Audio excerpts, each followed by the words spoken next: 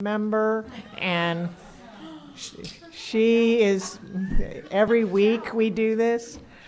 So if you can give your report, we have the policies we're going to vote on, and then we can jump right into the next section. And I know we have another binder, and I'm so excited about it. And so then we'll move on to the next information item, which is item C. Dr. Dupree? Yes, ma'am. Next up, back in December, the board approved the improvement plans for our 3 schools that are in needs of improvement. And Dr. Hill is going to provide just a very brief update tonight in anticipation of a more thorough update in the near future. Dr. Hill? Notice that Dr. Dupree said a very brief update. I think I'm supposed to spend about 5 minutes on this, so it will indeed be a balcony view. We were before you in December, and at that time you approved the official plan that we sent to the state. And at that time, we also have discussed that there's additional information that the board is interested in that Texas Education Agency is not interested in. There's some overlapping information and some additional information. For example, facilities issues. Texas Education Agency is not necessarily interested in that, but as a school district, we certainly are, because we want our students to have a good environment for learning. So while that formal plan provides a framework and information that we have to give you, we know that your interest goes beyond that.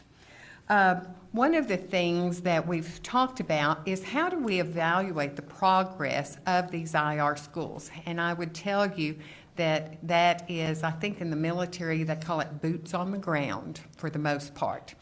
And when we came in on December 7th, and that was just 20 class days ago, we talked about things we were going to do and changes we were making that were beyond that formal document we just talked about. And I'm just going to highlight a few of those. This evaluation of boots on the ground.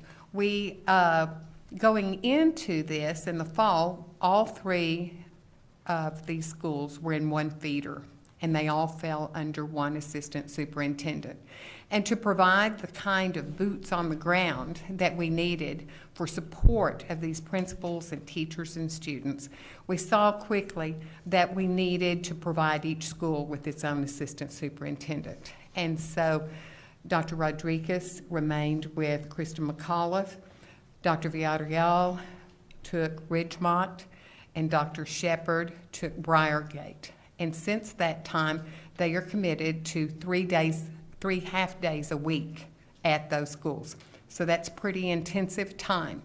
In that time, they are walking through classrooms, providing direct feedback to teachers, providing coaching and feedback to principals, observing whether the district supports that we say we're going to be in place are indeed in place, because we have increased helping teacher time for the most part from 2 days to 3 days, or at the secondary level from 1 to 2 days to 2 to 3 days. And so not only are they there to look at data, help analyze data, and that data in these IR schools, it's very easy for schools to say, well, by next month we're going to increase a certain percentage, and then they don't meet that because you haven't looked at the individual student. And in these data rooms that we mentioned in your update, individual students are being tracked, and classrooms against classrooms in these PLCs. Your students gathered this information and gleaned it better than mine. How did you do this differently? Well, I have 5 students who need to be retaught. And that's not the kind of thing that you can get in a standardized test number. And that's what's happening in these data rooms. We also have some professional development. You can see some ongoing professional development in math with Region 4, so we continue to support some of those areas where these schools have struggled. We also continue to have some staffing problems, frankly, in the areas of science and math at Briargate. We have a teacher who is supposed to begin tomorrow. And in the absence of that, we've hired a science consultant who's been coming 5 days a week to support the substitute, and that teacher will be cut back to 3 days a week, but note that we're not pulling the consultant off entirely with a brand-new teacher going in. We have also lined up some additional interventions. For example, at Briargate, they're going to have Saturday academies, and they've planned 6 Saturday academies for more intensive, uninterrupted time, 9 to 12, to give students who need additional time to learn that additional time and focus. At Christa McAuliffe, one of the things that has been done, you just heard a report about discipline, and sometimes people wonder, well, is discipline on this formal TASE report that goes to the state? And it isn't unless we put it there as a major cause that's interfering with instruction. Their focus is on instructional improvement and getting to the root cause. However, that discipline data is managed and monitored in an accountability form for the PBMAS report that we've gone over with you. And we are working on improving some of the areas in the PBMAS report. With discipline, we do look at trends, and we look at it in light of instruction, because when students are in the process of having a disciplinary referral, even a value circle, they may be out of instruction, and we don't want students missing instruction, particularly students who already have learning gaps. At Christa McAuliffe, one of the things that Dr. Rodriguez and the principal discovered was that students were getting in trouble because they had too much transition, and they were having to run too far and travel too far from classroom to classroom. And it takes a bold person who would take on shifting teachers' classrooms in the middle of the school year to reduce that transition time and to address that issue. That's not an easy thing to have teachers do, but it was what was best for students. And that's what they did at Christa McAuliffe, and immediately started seeing more time for instructional focus, fewer transition disciplinary issues with students, and they've put those classrooms now in communities where the 6th grade is located together rather than the math department together. The 7th grade located as a community rather than ELA, math, social studies, and so on. And that sets them up to begin a teaming process also next year, because they're already in that arrangement. And so as we highlight a few of these things that have occurred across the last 20 days since we last talked to you, I would like to entertain any questions that you have, and we have some people in the room who could probably give you more specificity of answers. Excellent. Does anybody have any questions off the bat? I have a question. Dr. Hill, do you feel like we're making progress at these schools in student achievement, or we've got it might be early to tell if there's real progress, but how do you feel about the building blocks we have in place and the progress we're making? I think there is increased urgency and increased accountability. I think that academic progress for schools that are IR in many instances takes systemic improvement. It doesn't happen overnight. There are pockets of evidence of improvement, and other pockets where it's very evident we still have some work to do. One of the more difficult things that we do encounter is to hire and retain quality teachers. And in both of actually all 3 of the schools, that has been something that has plagued us, is not having vacancies, and when we hiring the right people and having the people who can really teach the students in these schools and who have a good grasp of the content. So it's head and heart, and we're looking for those individuals.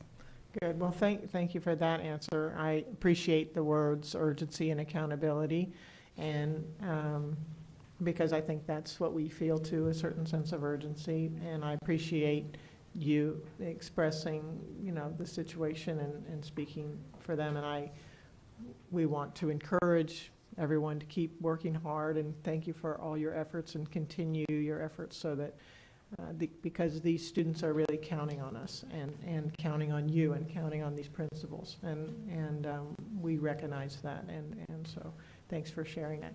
Does anybody else have a question, Ms. Heller? I do. Thank you.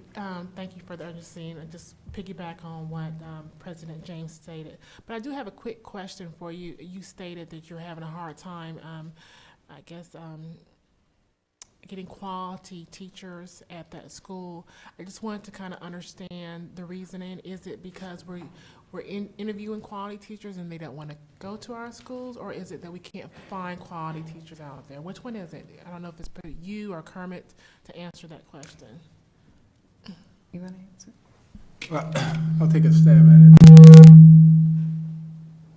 it. So going back to what Dr. Hill was talking about, it's a systemic approach. You've had quite a bit of turnover in the leadership ranks at those organizations. And just think each and every time you have a new leader, they have different expectations. So they bring in people that more align with their vision. And we started this process probably a year ago, really going after key and top talent. So as we're bringing people in, we're losing leaders at that organization. So as those leaders leave, you start to see attrition at those schools. So I think now we have new leaders in that are bringing in their talent that meet the district's expectations. And then you'll start seeing things change over time. And I think of Krista McCullough. She went in with a strong vision, strong expectations. Some of the teachers didn't align to those expectations and vision, and you've seen attrition.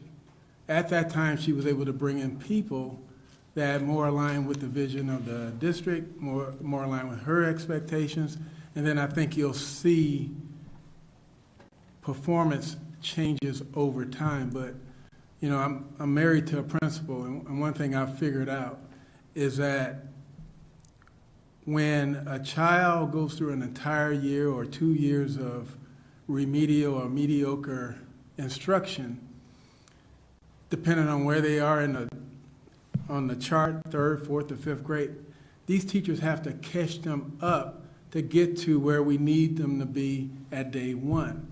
So you keep seeing that, and it's just hard to just bring these kids to standard. But I know our administration, our leaders are dedicated to bringing in the best talent, making sure they have the right PD and development to align to our organization. And I feel like over time, we'll see drastic improvement in these schools. But we have the best strategies in place.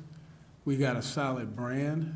I think our reputation, people want to be here. When you look at our district relative to other districts, so we got a great opportunity, and I see a strong plan in place. Thank you. Mr. Rice? Thank you, Mrs. James. I wanted to comment that I had the pleasure to visit Krista McAuliffe and Ridgemont and Briargate last week, and Dr. Hill I did see. I walked Krista McAuliffe with Miss Brewster, and she showed me how the classes had been rearranged, and all of the students are encouraged to be in class because that's where you learn. You can't learn if you're in the hallway. So at all 3 schools, everything was very orderly. Everyone was working hard, and I wanted to also comment and thank Mr. Basham and Mr. Moore for taking care of some of the issues, the water fountains and so forth, and thank you, Mr. Cleaver, for that. We're getting that in order. And just again to let our principals know how much we support them and appreciate them in their role in serving as principals and working very hard with their teachers and staff to change the culture of the school, the one of learning, and we will continue to support you in that endeavor. And also, I would like to ask Dr. Hill, the last time we had the campus improvement plan presented to us, there was a recommendation for 5 days of professional development for the teachers and the administrative staff. Has that gone away? No, sir, it hasn't. We have not. That would impact next year's budget, and we're working through that plan. Okay. Mr. Bassett, do you recall what the price tag was for that? I remember correctly, I think it was close to 500. Okay. Okay. And that wasn't included in the forecast we showed. Was or was not? It was. It was? Okay. That's great. Thank you for that. And it's just another indication that I think our children learn from teachers.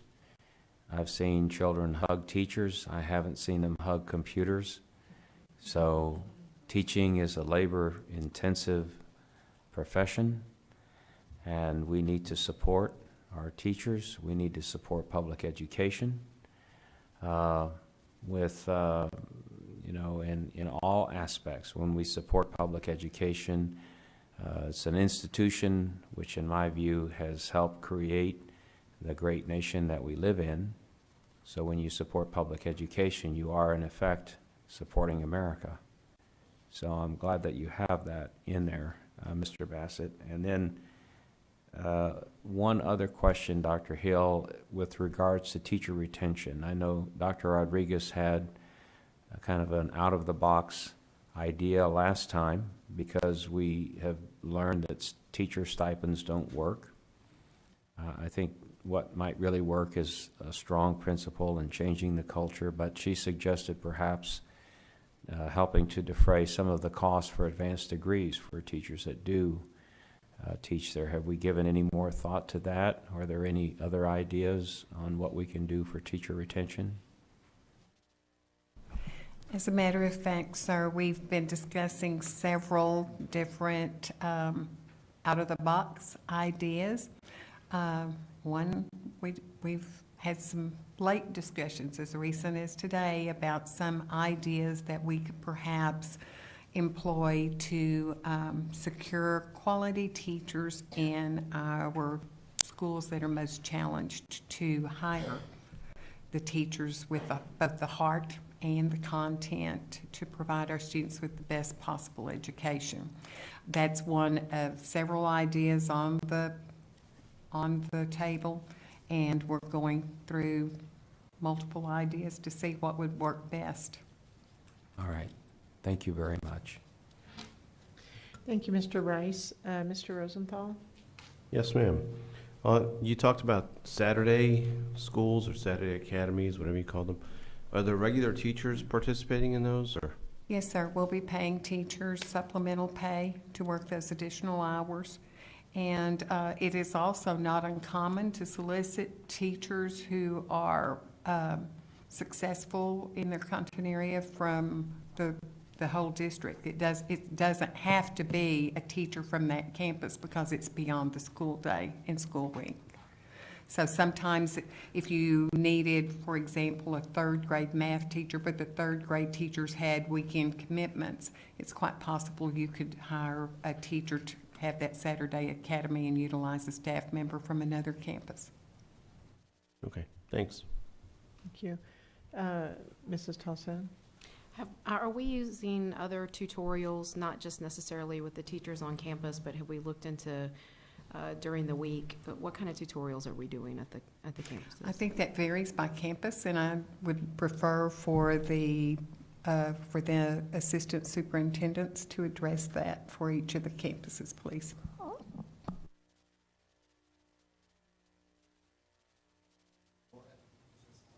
No. I think there has to be a light on. Thank you. Well, at Ridgemont, it varies throughout the day. We've changed the master schedule, so we have implementing Do the Math for our math interventions, and the math teachers, math specialists we'll be working with them during the school day. Now, they are doing different rotations on a weekly basis, starting at 7:45 in the morning, where the teachers come in, and since the students get there early, they get them in the classrooms, and they're doing interventions. 1 week's focused on reading, the next week's focused on math. And I believe after school tutorials, I can't believe I forgot that one. They're tutoring after school until 5 o'clock as well.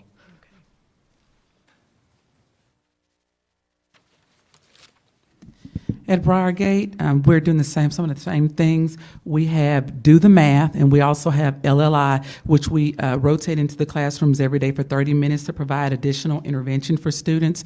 We have created cadres.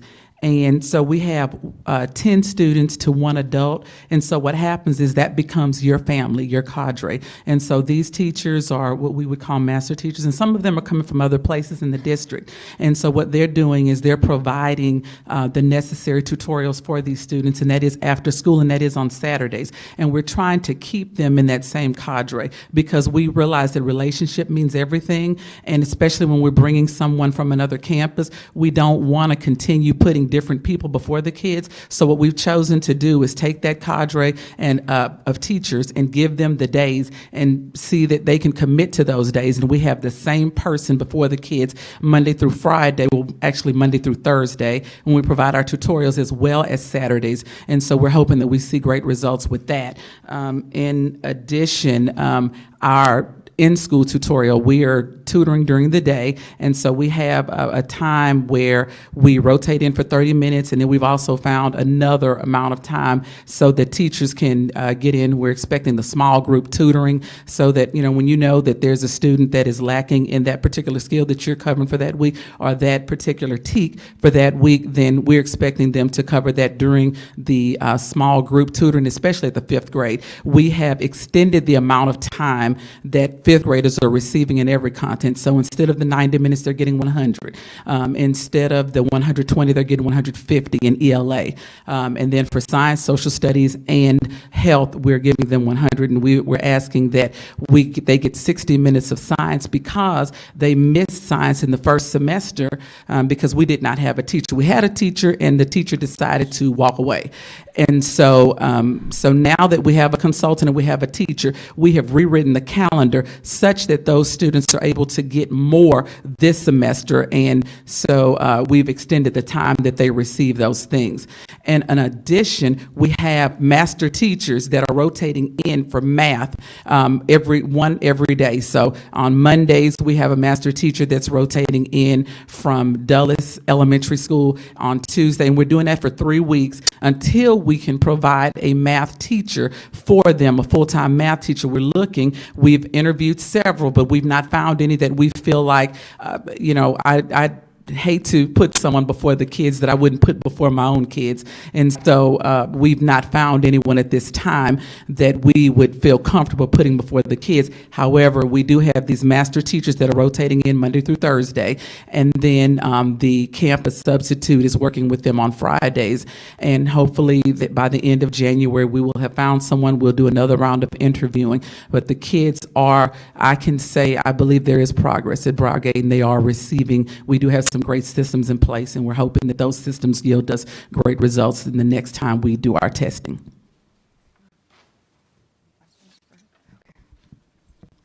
Well, at Crystal McAuliffe, we're doing a lot of the things that Marla spoke about. We looked at the master schedule. We made some changes, but the biggest changes that we made were putting our grade levels in pods, which limited the amount of time that kids were off task in the hallways and displaying inappropriate behavior at times. So the passing periods were cut.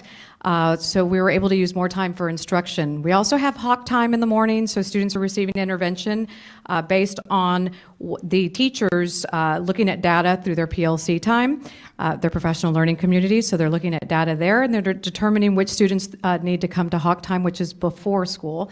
And then they're doing double and sometimes triple blocks in math and in reading when necessary. Again, decisions that are being made in the professional learning communities on students that need extra intervention, and that's happening during the day. And then after school, they also have tutorials. They also have Saturday tutorials as well, one of the things that Mary and I wanted to do this semester was just to make sure that everything was very targeted and everything was very deliberate, rather than just saying we're going to have Saturday or we're going to have hawk time or we're going to have double or triple blocks, but we're actually looking at student data to see students that are progressing, because ultimately we want students to be not having to come to these tutorials in the morning or staying after school or on Saturdays. So we wanted to be very deliberate on how we're looking at a master schedule, how we're looking at the double and the triple blocks, and the hawk time after school and Saturday tutorials. So a lot of things. I'm really excited about what we're doing at Christian McAuliffe. Thank you. Ms. Thank you, guys. James, I'd like to point out they have mentioned the rotation of master teachers. And by having our own teachers lead summer professional development and looking at data as a district, Ginger Carabine and her team are in a position to know where those pockets of extreme excellence are across the district and so forth. And we have many of them. And Ginger gathered with her team to come up with an innovative means. I told you about one of our biggest challenges is having consistent quality instruction. And no principal would want to totally give up a master teacher. However, by identifying these teachers, one for math at Briargate and one for writing at Ridgemont, they are rotating different teachers each day of the week so that there's one there each day to provide that instruction. And then with the substitute, who is the permanent substitute on the campus, the helping teacher is helping to support that teacher. So it's not like a sub just went in and is babysitting. There is some instructional support even for the substitute. Thank you, Dr. Hill. Thank you, all of you, for sharing all that information. Do we have any other questions from the trustees? Okay, so when, Dr. Dupree, when do we think we might hear back or hear again? Maybe in 3 or 4 months or something like that? You might be able to come and give us an update? Or? Yes, in the near term, at the February 8th meeting, Megan Evans, our Director of Accountability, is going to provide an update on, she's going to do the annual TAPER report, Texas Achievement, I'm going to get that all wrong, Performance review. You know better than I do. And she's going to do a brief update during part of that discussion on the formal TASE report that we have to submit to TEA. But then we'll come back again probably in March or so with more of the local report like Phyllis has done this evening. Okay. Just to keep the board. So I hear a little bit every month from different viewpoints. Okay. Thank you very much. That's great. Thank you, Dr. Hill, and thank you to all of you for being here tonight. So our next item is to convene in closed session. So the board will meet in closed session under the Texas Open Meetings Act for the purpose of a private consultation with the board's attorney, as well as several personnel matters, and the board is now convened in closed session.